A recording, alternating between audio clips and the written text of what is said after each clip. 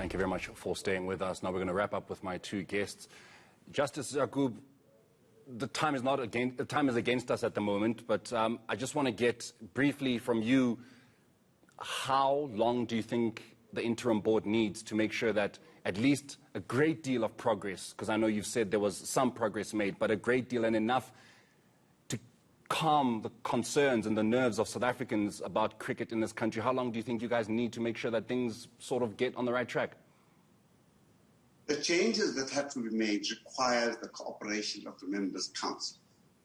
The Members' Council has so far not cooperated with us, although making the right noises.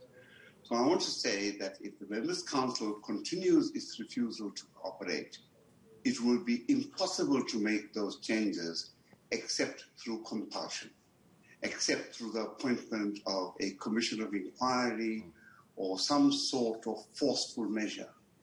This is what the minister was trying to avoid when he appointed the board, yes, thinking that the interim board and the Members' Council, according to promises made by the Members' Council, would cooperate with each other.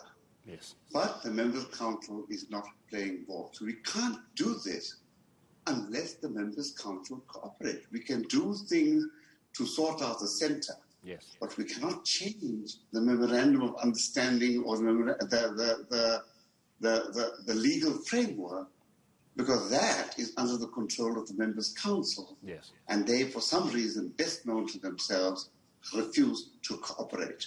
And I'm afraid, however much you believe in well-intentioned people, the Members' Council refusal to cooperate with this board has nothing to do with good intentions. Mr. Schoeman, I'm going to leave the last word with you very briefly, if you can.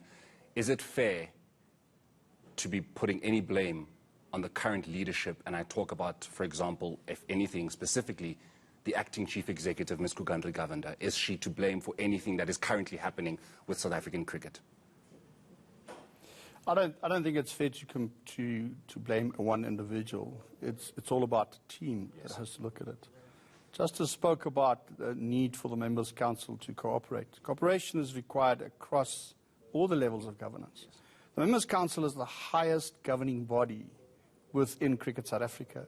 It's completely different. The shareholders have rights that normally reside within the board, and that needs to change.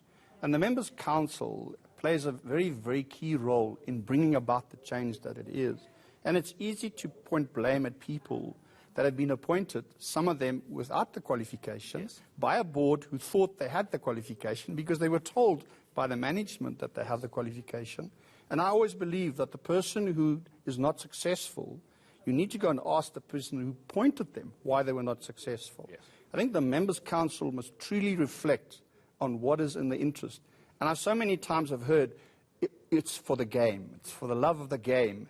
And I sit here relieved and having heard what Justice said, because I started to doubt myself in terms of the interaction between the board and the Members' Council. And I think just in the few minutes that he's spoken, I think they've got their finger on really the crux of the matters that need to be addressed. It's not the only one. yes, And I think there needs to be changed at all levels, but it needs to happen quickly. We need to have stability within the organization. And I want to end off by saying, in my 13 months with Cricket South Africa, the potential, the inherent potential within people within Cricket South Africa is absolutely powerful, and it's just to be harnessed. And those people need to be brought forward. But there seems to be this layer, and we want to keep those voices down, because in actual fact, they're the ones that are going to bring the change, not the senior management. There is some positivity that Cricket South Africa will be back to what we know Cricket South Africa to once has been, but it's going to take some time, and hopefully the interim board is allowed to do the job that they've been tasked with doing. So essentially the buck stops at the moment, it seems, with the Members' Council. But that's it for this afternoon. Thanks very much to my guests, Mr. Marius Schoeman, who is a former CSA board member and the interim chairperson of the interim board, Justice Zak Yaqub. You'll join my colleague Arthur Bonakala next weekend for the next edition of Inside Sport. My name is Morena Mothupi,